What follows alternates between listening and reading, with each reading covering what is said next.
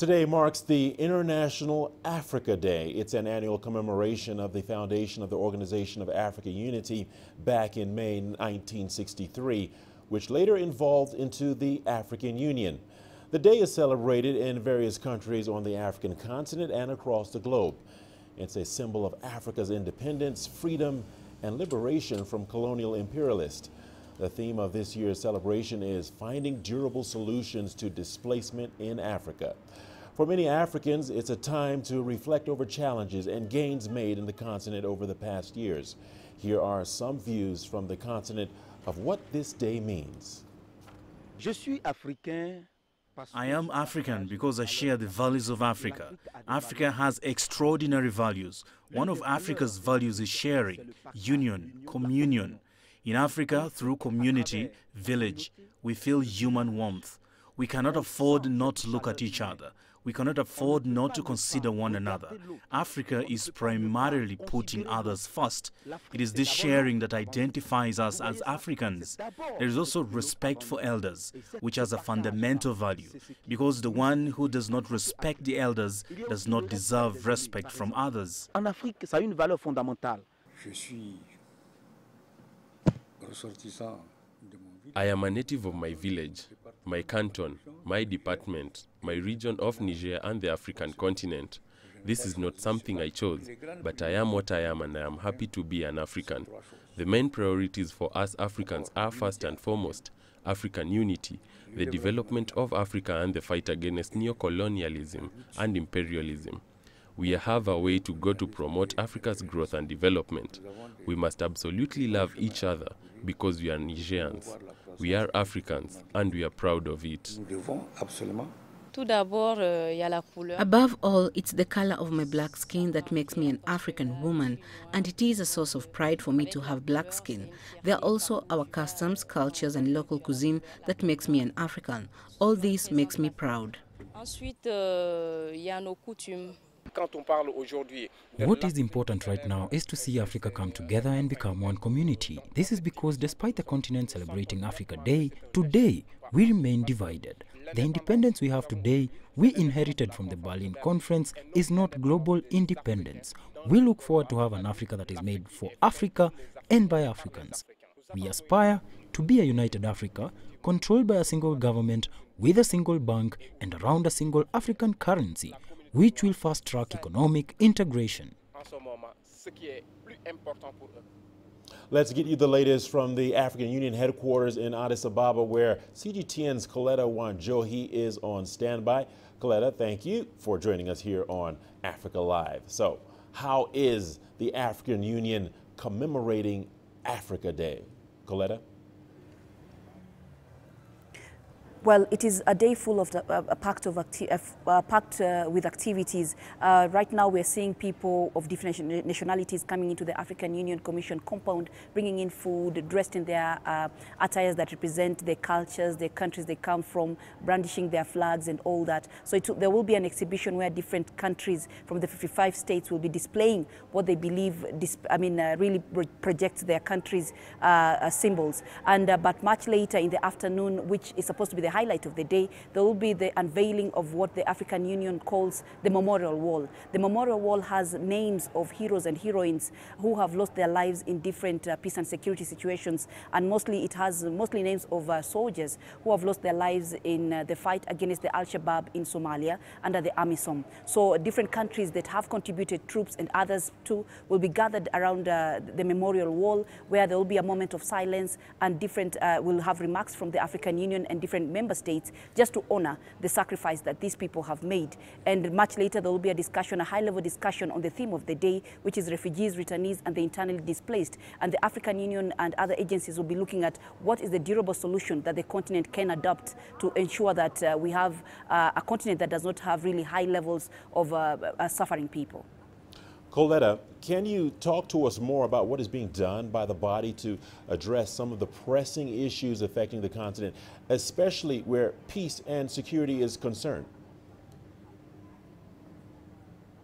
Well, over the last decade, we've seen the African Union talking more about diplomacy, talking more about dialogue, talking more about mediation, especially in situations where we have conflicts. We've seen that happening in South Sudan, Central African Republic, Mali, and now we're seeing the same call from the African Union of dialogue being given to the people of Libya. So all around, the African Union is saying that it is not an era of military intervention. However, it is an era where the stakeholders in each country or in each region where there is a conflict, where the stakeholders need to sit down and talk to each other. So the African Union is looking for a more pacifying role in terms of dialogue and not military intervention. And we are also seeing the African Union being very steadfast and very concerned and also very strong on the issue that all member states must follow the rule of law as far as governance is concerned. And that's why we have seen the latest being Sudan, that was being threatened to be suspended if the military control in the country continues. So the African Union is moving towards an African solution-based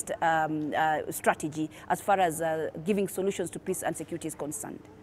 Coletta Wanjohi, live in Addis Ababa, thank you for your insights and analysis. Now let's cross to Lagos and talk to Achike Chude, an African affairs expert.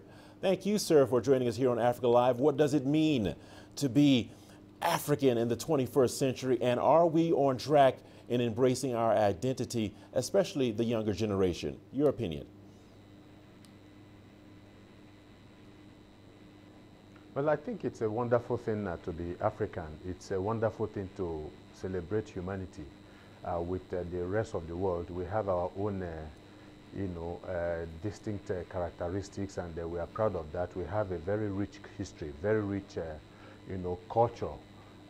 Virtually all over Africa, you have communities with a very strong sense of history, and who know where they are and who they are. Unfortunately, to some extent, we have not exactly been able to determine where we're going as Africans and as a continent. And of course, this is due to a multiplicity of factors, the factors of colonialism, where disparate communities with different cultural affiliations were brought together, wielded together forcefully to a very large extent. But we spent about the next few decades after independence trying to, grapple with that reality. But I think we have gone beyond that.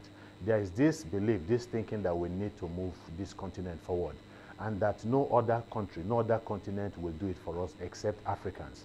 And so there is that understanding that yes, we find ourselves in a very difficult situation, but that we are capable, we have what it takes, we have the human resources, we have the material resources that are needed, to take this country, this continent, and make it one of the most prosperous continents in the world. As for the younger generation, there is a lot of hope. Of course, we have all kinds of socioeconomic realities that are impacting negatively on the younger generation. But I think that the new set of political leadership in Africa, some have not exactly, carried the flag of Africa well, but the newer set of, emerging leaders are very much conscious of the need to begin to move Africa to a more positive chapter. Okay. Achike, let me ask you this. All of what you said is well appreciated, but has Africa failed in realizing the vision of our forefathers of promoting peace and unity in the country? And what, in your opinion, is the most pressing issue for African leaders, and what is it that they should address? Achike. Well, I mean, to respond to that question, all we need to do is just to look at the situation on ground in Africa, and we realize what the answer to that question truly is. Africa is mired in poverty.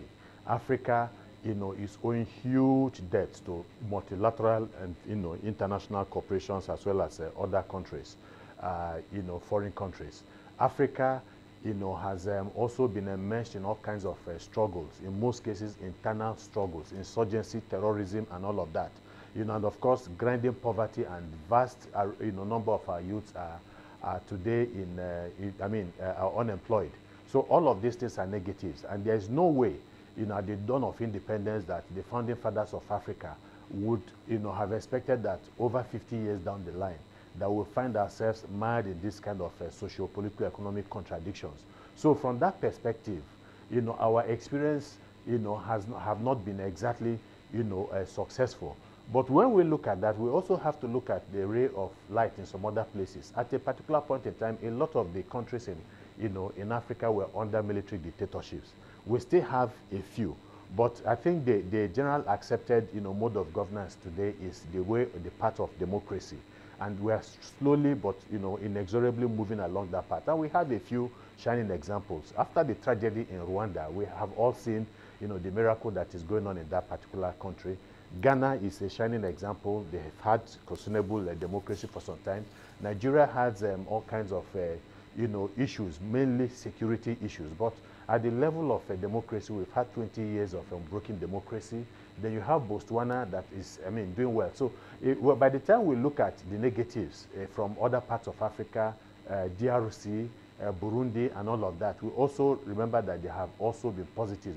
And then, of course, another negative, the xenophobia that has been taking place in South Africa too, one other negative aspect. But then, like I said, you have to juxtapose this with the positives. And again, then beyond that again is the fact that many, many decades down the line, Africa is still a continent that continues to export its raw material resources instead of having the capacity to refine these raw materials and create employment. So in terms of the immediate priority in Africa, I would say we need to do away with the poverty. We need to work towards exterminating poverty in the continent or reducing it to a manageable level. And then we need to, as a result, provide jobs for our youths. Some of the insurgency and the violence that we're seeing across the African continent is as a result of the deep poverty in various communities in the African continent. So that should be a cause. What our leaders, our elites across the African continent should be concentrating on.